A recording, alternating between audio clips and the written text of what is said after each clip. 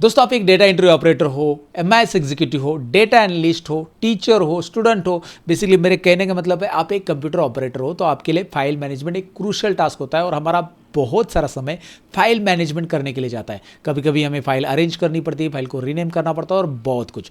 तो ऐसे में हमारे पास अगर ऑटोमेशन हो तो ये काम फास्ट हो सकता है। और इस वीडियो में मैं आपको एक ऑटोमेशन बताने वाला हूँ, बेसिकली जो डिज़ाइन किया है हमारे डेटा एनालिस्ट मास्टर क्लास के कम्युनिटी मेंबर में, जिनका नाम है कृष्णा अडेपू, जो दुआ कतार में जॉब करते हैं और काफ़ी बढ़िया ऑटोमेशन उन्होंने बनाया। Thanks to Krishna sir.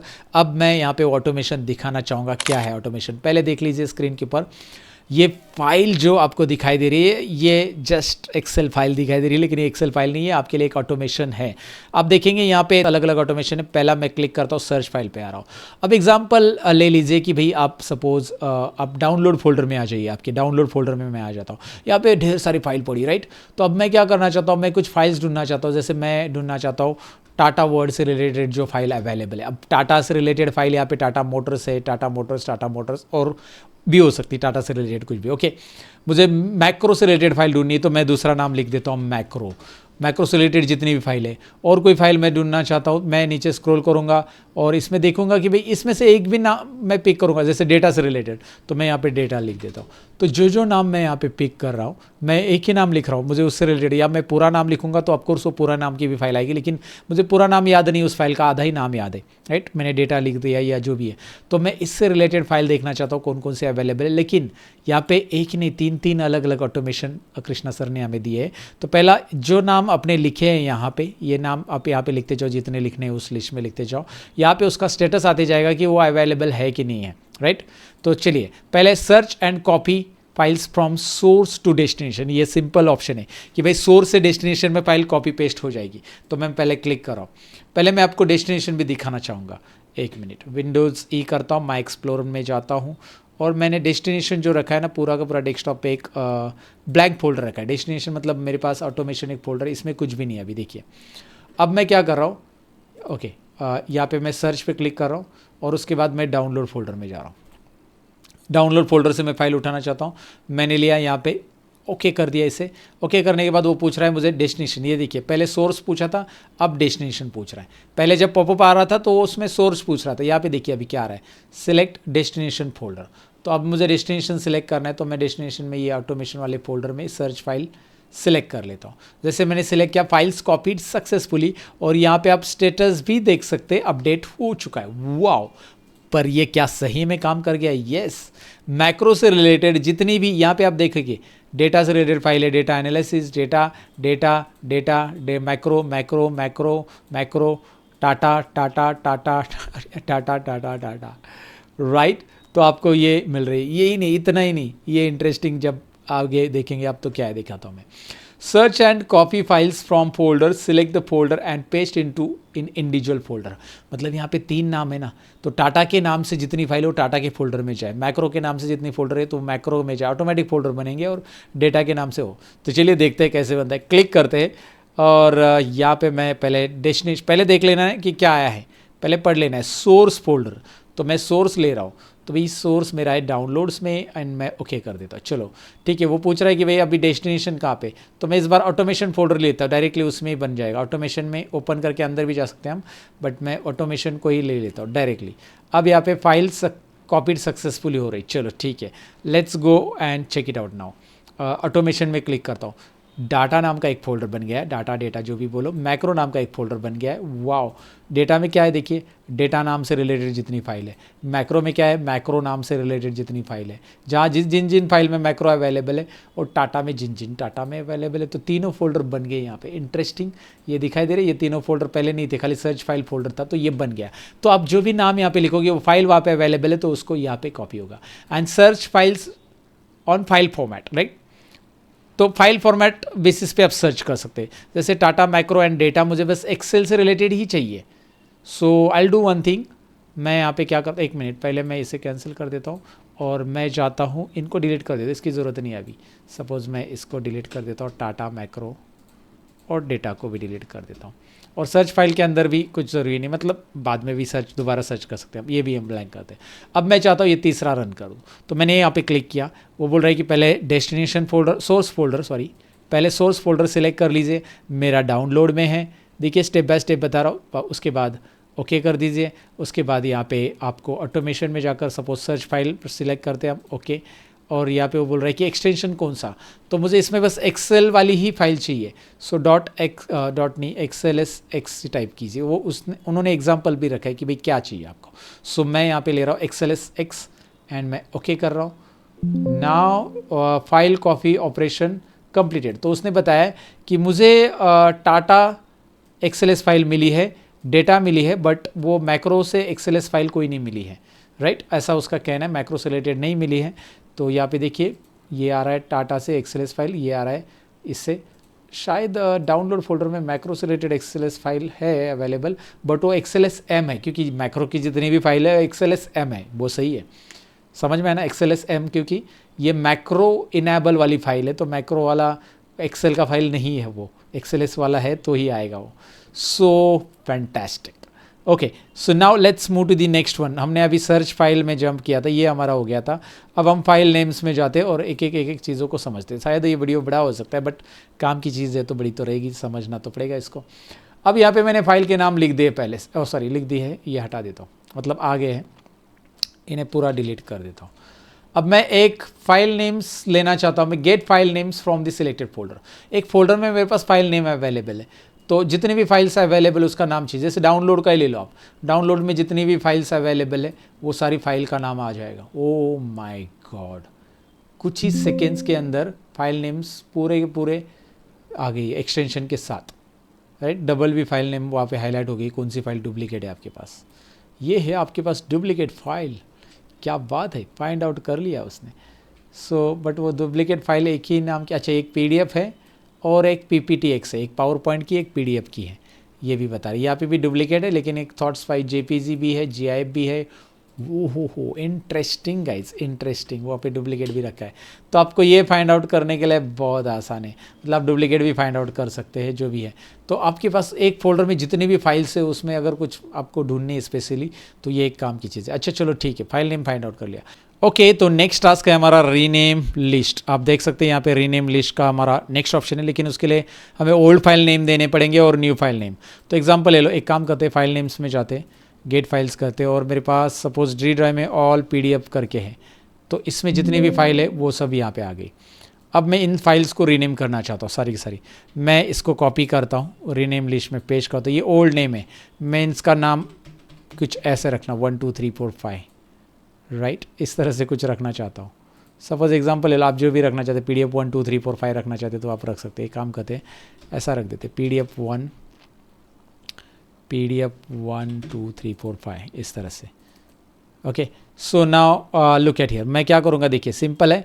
मैं क्लिक करूँगा, पहले मैं वो फोल्डर सेलेक्ट करूँगा जहाँ पे मेरे पास फाइल है, ऑल PDF फाइल्स, ये फोल्डर है मेरा सोर्स।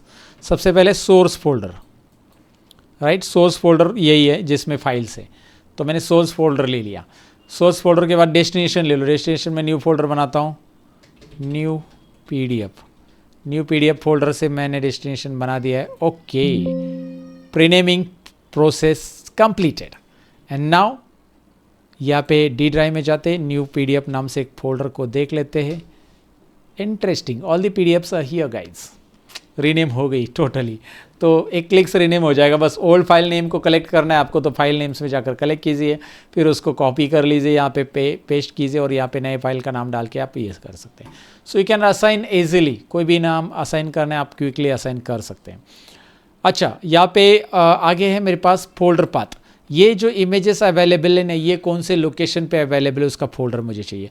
या फिर एक काम कर लेते हैं ना, इसी को ले लेते हैं, ये हमने रखा था, ये ले लेते हैं, कॉपी कर लेते हैं, इसको पेस्ट कर देते हैं, फाइल का नाम यहाँ पे लिख दिया।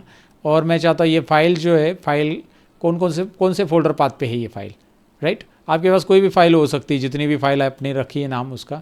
सो आप जानना चाहते हैं इसका फोल्डर पाथ, तो आप क्या करोगे, इसको सिलेक्ट कर लोगे इन फाइल्स को, और आई थिंक यस, उस फोल्डर को सिलेक्ट कर लोगे, उसका पाथ ले लेगा। या ऑल PDF फोल्डर है हमारे पास, और उसका पाथ वो बता देगा, पूरा पाथ कॉपी कर लेगा पूरा का पूरा। अब ये पाथ, और यहाँ पे लिखाई देगा फाउंड है कि नहीं। अगर कोई फाइल नहीं मिल रही तो वो बता देगा कि ये फाइल नहीं है available. So this is interesting again, कोई भी फाइल का पाथ आपको ढूंढना है तो आपको उस पाथ यहाँ पे एक्सेल में लेना है, तो एक एक करके लेने की आपको ज़रूरत नहीं। ये ज़रूरी होता है जब आप ऑटोमेट करना चाहते हैं आपकी कोई भी फाइल्स फोल्डर में से, तो ये फाइल पाथ की भी रिक्वायरमेंट होती है जब हमें ईमेल करना रहता है। जैसे ये मेरे पास इमेजेस है, तो ये कौन कहाँ पे अवेलेबल है ये मैं ढूंढना चाहता हूँ, या फिर यही मैं देखना चाहिए, इसी का भी फाइल पाथ वही सेम ही है। फाइल पाथ और फोल्डर पाथ में भी फाइल का ही पाथ ले रहा था वो, बट यहाँ पे भी फाइल पाथ ही आपको मिलेगा। अगेन आप उस फोल्डर को सिलेक्ट करोगे, ऑल PDF फाइल्स, तो उसका पूरा पाथ आ जाता है जो हमें बहुत ज़रूरी रहता है। यहाँ पे ये नीचे पाथ दिखा रहा है अपने को, अच्छा मैंने सिलेक्ट किया इसी वजह से, I don't need to select it, but नीचे पाथ आ रहा है। Even you can open the file from here, आप क्लिक करके उस फाइल को ओपन करके भी देख सकते हैं। ये देखिए ओपन हो चुकी है, अलग सा ओपन हो गया है। मैं क्लिक करूँगा यहाँ पे तो आप देखोगे अलग सा ओपन हो जाएगा। ये मेरा नया टैब अलग स्क्रीन पे ओपन हो रहा है इसीलिए। So now you can see it, got it. तो इस तरह से आप कोई भी फोल्डर फाइल को ओपन कर सकते हैं। यहाँ पे बस मतलब फाइल को ओपन भी कर सकते हैं, उसका पाथ भी ले सकते हैं। बस फाइल का नाम यहाँ पे लिखना है। और ये नीचे क्यों आया, रीज़न भी है, हमने इसको शायद सिलेक्ट रखा था इसलिए। तो अगर आप दोबारा ले लेते इसको कॉपी कर लेते हैं, फाइल पाथ के लिए पेस्ट करते, सिलेक्ट मत रखिए, कर्सर साइड में रख दीजिए और get file path all PDF files.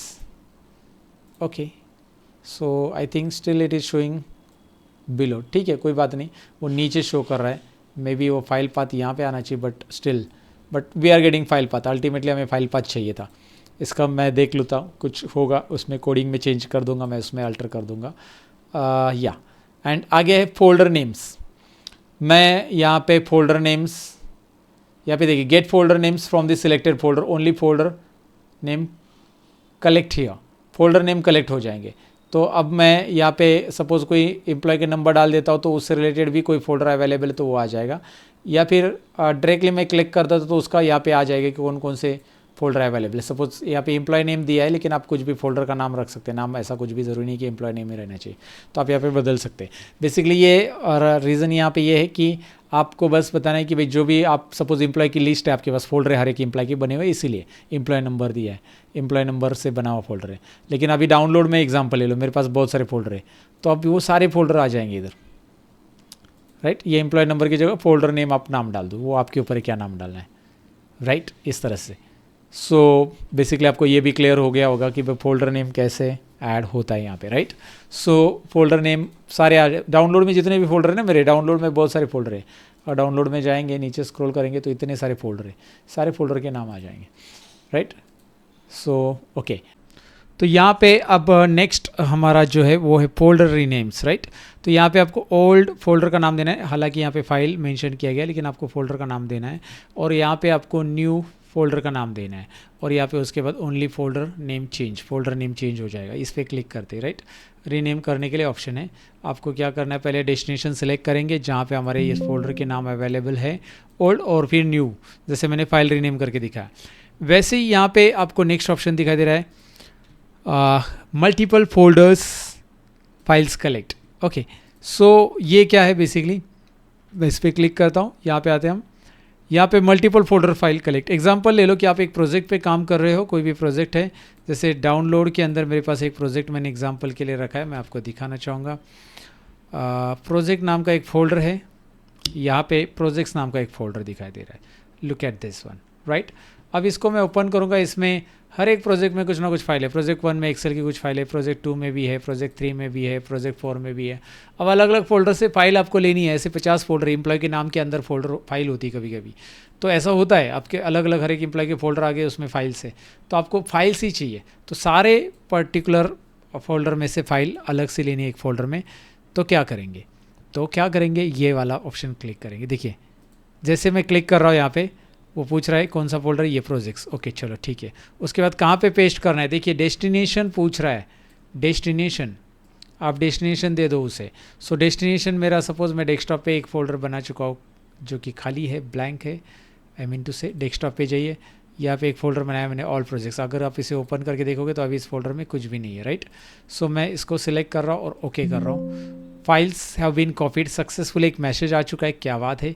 Message को ओके कर दो आप यहाँ पे, और ये फाइल्स कौन कौन सी कॉपी हो चुकी है, 7 फाइल आ चुकी है उनमें से। चलो हम देख लेते हैं एक बार। हमारा डेस्कटॉप यहाँ पे है और प्रोजेक्ट फाइल में 7 फाइल, और ये 7 फाइल उन फोल्डर में अवेलेबल है। किसी में 2 है, किसी में 1 है, किसी में जितनी भी है 2, 3, 1 जो भी कॉपी है 4 फोल्डर में से, तो एक पर्टिकुलर अलग अलग फोल्डर में फ़ाइल है, तो ये काफ़ी काम की चीज़ है। एंड प्रिंट ओनली पीडीएफ्स, जो कि मैं यहाँ पे आपको नहीं दिखा पाऊँगा क्योंकि मेरा इस सिस्टम पे प्रिंटर कनेक्टेड नहीं, ऑफिस में है। लेकिन यहाँ पे ऐसा कोड किया गया है कि भाई एक फ़ोल्डर सेलेक्ट करो जिसमें सपोज़ आपके पास एक फ़ोल्डर में पीडीएफ और बाकी सब फाइल है, तो आप इसे ट्राई कर लेना। और लेकिन ध्यान में रखो कि भाई प्रिंटर के लिए सारी डॉक्यूमेंट चले जाएंगे और प्रिंट होते रहेंगे, तो आप वो प्रिंटर में जाकर कैंसिल, प्रिंटर सेटिंग में जाकर कैंसिल करते ना, वैसे आपको करना पड़ेगा, राइट। वो ये याद रखो, इसे करने के पहले याद रखो कि भाई यहाँ पे प्रिंटर का नाम आता है आपको, और प्रिंटर का नाम जैसे आपका HP वगैरह जो भी कनेक्टेड है, प्रिंटर सेटिंग में जाकर यहाँ पे जाकर ओपन प्रिंट क्यू, और यहाँ पे जाकर कैंसिल करो सारे प्रिंट्स, या आपका प्रिंटर बंद रखो और प्रिंटर ऑर्डर दे दो, तब यहाँ पे दिखाई देगा उस प्रिंटर में। तो फिलहाल यहाँ पे जैसे आप फोल्डर सिलेक्ट करोगे जितने भी पीडीएफ्स है उसमें, या पीडीएफ भी नहीं, मतलब पीडीएफ के अलावा दूसरी भी फाइल्स है, लेकिन पीडीएफ ही प्रिंट करेगा उसमें से। सो फिलहाल नो सर फोल्डर सिलेक्टेड आ जाएगा इस तरह से। So this is what I am telling you guys, बहुत यूज़फुल है, मैंने सारे ऑप्शन इसमें बता दिए हैं। I want you to use on daily basis, जब भी आपको काम रहता है फाइल से रिलेटेड, तो ये ऑटोमेशन को यूज़ कीजिए। And thanks to our community member, data analyst community member Krishna sir, जिन्होंने ये डिज़ाइन किया है, एंड ये आपके साथ मैं बोनस शेयर कर रहा हूँ।